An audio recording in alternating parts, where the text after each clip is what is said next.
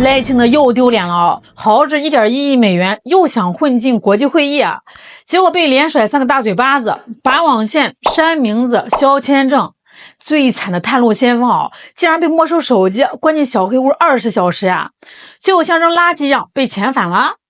今天呢，咱们就撕开这张遮羞布，看看这波自取其辱的国际碰瓷儿到底有多荒唐啊！那就在这2天啊，在非洲的肯尼亚办了一场叫我们的海洋大会，这会的规格挺高的，参会的都是国际上有头有脸的正牌国家。可台当局那帮人呢，手里面没张正经的门票，偏偏又犯了人来疯啊，非要在国际上露个脸，刷个存在感。海委会那个女掌柜管碧玲亲自当领队，带了8个大员，组了个蹭会代表团。为了混进去啊，这帮人一落地啊，就展示了自家的传统异能，砸钱。他们高调宣称啊，只要能让我进去坐坐啊，我们愿意现场给大会赞助1.1亿美元。各位，1.1亿美元啊，换算成台币，那是好几十个亿啊！这潜台词就是，各位大哥，我人傻钱多，带着支票本来啦，不给个正式编制啊，哪怕在后面给我加个板凳，让我拍张照发个朋友圈也行啊。结果呢，人家直接玩了一招拔网线。4月份人家大会开通网络报名，好家伙，只要是台湾地区的 IP 地址啊，连登录界面都刷不出来。这在国际交往里啊，就等于人家在大门口挂了个牌子，谢绝推销，尤其是你。那正常人到这儿是不是应该找个地缝钻进去，对吧？可管碧玲这帮人脸皮多厚啊，网络不通，他们居然找人工去塞材料，跟那钻空子的微商似的啊。那到了5月啊，人家主办方更绝啊，在填写国际那个下拉菜单里，咔咔2下，直接把台湾这2个字给删了，连个选项都不给你留。这已经是把防盗门都给焊死了。结果这帮大聪明怎么着？他们抱着一种只要我人到了现场，看在钱的份上，总能通融的侥幸心理啊，居然把一部分的赞助费先给汇过去了，这就叫肉包子打狗啊！那到了6月5号，更清脆的耳光来了，肯尼亚方面直接把他们之前弄到的电子入境许可证给取消了，意思就是啊，你连我们国家的边境线都别想踩了。但民进党为了回岛内交差啊，居然玩起了肉身排雷。他们先派了一个所谓的台湾学者，假装去搞学术交流，还跟那探路的特务似的啊，大摇大摆的往这会场里走。结果呢，现场的肯尼亚保安一翻他手里那本绿皮证件，二话不说，当场把他的手机证件全部没收，连拉带拽的直接关进了传达室的小黑屋，整整扣了20个小时呀！我的天哪！学者直接全网失联，直到20个小时做完笔录啊，被肯尼亚的彪形大汉像扔垃圾一样直接塞进了最近一班飞机，强制遣返回家了。消息传回台湾，管碧玲急了啊，在网上发文啊，哭天喊地啊，说这是政治打压，说以前都给基本尊重，这次怎么变了？哎呦喂，大姐，人家从4月到6月啊，拒绝了你整整3次呀，把门栓都给顶死了，你非要拿着不被承认的废纸去硬闯人家主权国家的大门，这叫打压吗？这在老百姓的眼里啊，叫标准的违法硬闯、跨国碰瓷儿。面对台当局在网上的哭天喊地和所谓的严厉谴责，肯尼亚外交部的发言人前天在新闻发布会上的回应啊，那叫一个嘎嘣脆，一句话直接把赖清德嘴给堵死了。发言人面对底下的长枪短炮，眼皮都没抬，直接甩出来一句：我们肯尼亚只承认世界上有一个中国，从不承认什么台湾当局。任何人只要敢拿着所谓的台湾护照想要进我们肯尼亚的门，对不起，这在我们的法律里一律算作违法犯罪行为。各位听懂了吗？人家甚至都不屑于跟你扯什么政治大道理啊，在人家的海关规则里，你手里面那本绿皮证件跟游乐园的假门票或者自己在家拿楼章戳的假证没有任何区别。你拿着假证想过我的海关，你就是犯法呀！抓你，扣你手机，关你20个小时，最后强制遣返，这叫依法办事，这叫维护治安。这个时候，有些人可能会说啊，小兰，这肯尼亚是不是为了讨好谁临时出来的临时表态啊？哎，我告诉你，别用那种青鸟的眼光去度量主权国家的外交信誉。人家肯尼亚的这一立场，那是在国际法的大网里稳定运行了半个多世纪的。早在1971年，联合国大会表决恢复中华人民共和国在联合国的一切合法权利时肯尼亚就堂堂正正的投下了赞成票。这些年，不管是风里雨里，肯尼亚在每一次的书面文件里把一中原则写得清清楚楚甚至在这次海洋大会开幕的前1个月，肯尼亚的常务副外长还在网上公开强调这件事情，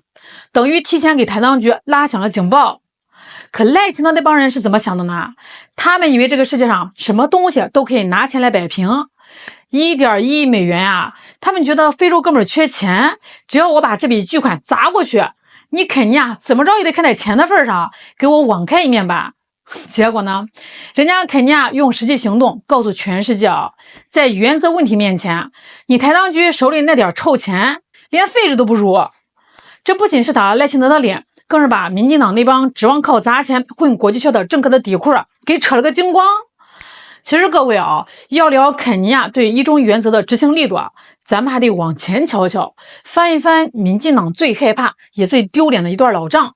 2016年肯尼亚当地警方破获了一起跨境电诈案，好家伙，直接一锅端了45名持有台湾地区证件的嫌疑人。那当时这帮人在肯尼亚的监狱里天天盘算着台湾那边能派人来捞人。民进党当局当时也跟今天一样在岛内媒体上疯狂开动宣传机器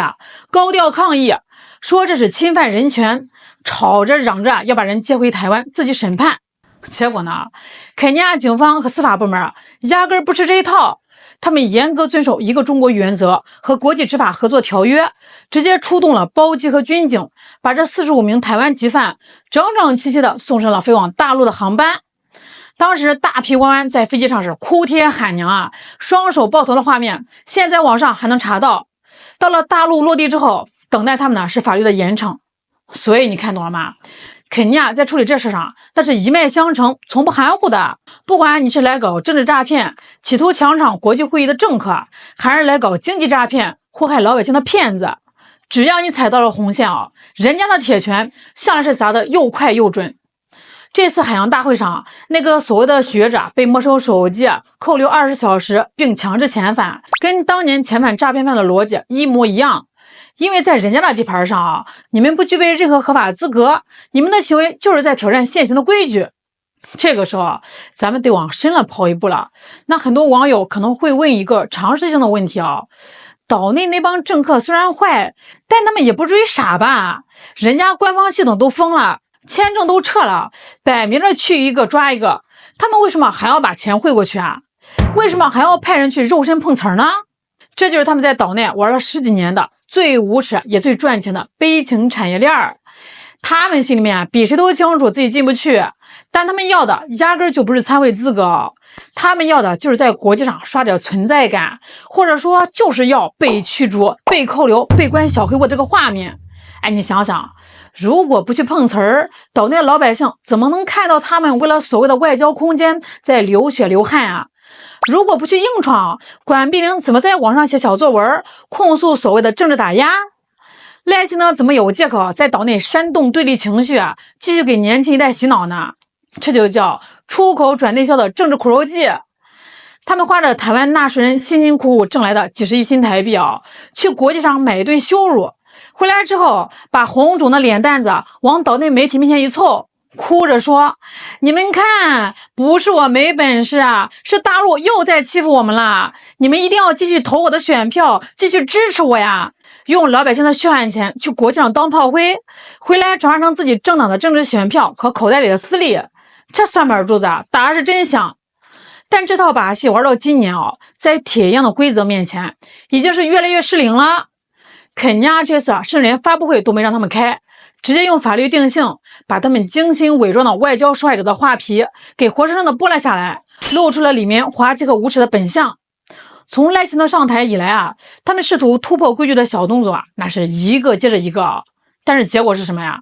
换来的是所谓的邦交国排队断交，国际组织的大门一个接一个对他们关闭，甚至连手里那本证件在国际上的便利度和承认度都在一路雪崩。这一次肯尼亚的20小时留置和那句拿台湾护照就是违法，不过是这个历史大趋势下的一个典型缩影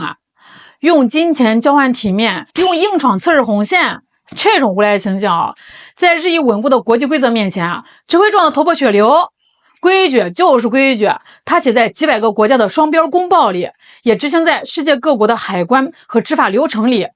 任何试图单方面挑战这个规则的分裂行径，都是在跟全世界对抗。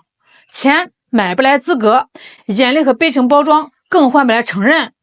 台当局如果继续在这条绝路上走到黑，未来类似这种被拒之门外、被没收手机、被当场扣留、强制遣返的国际大闹剧，只会反复上演啊，直到他们彻底输光最后的底牌。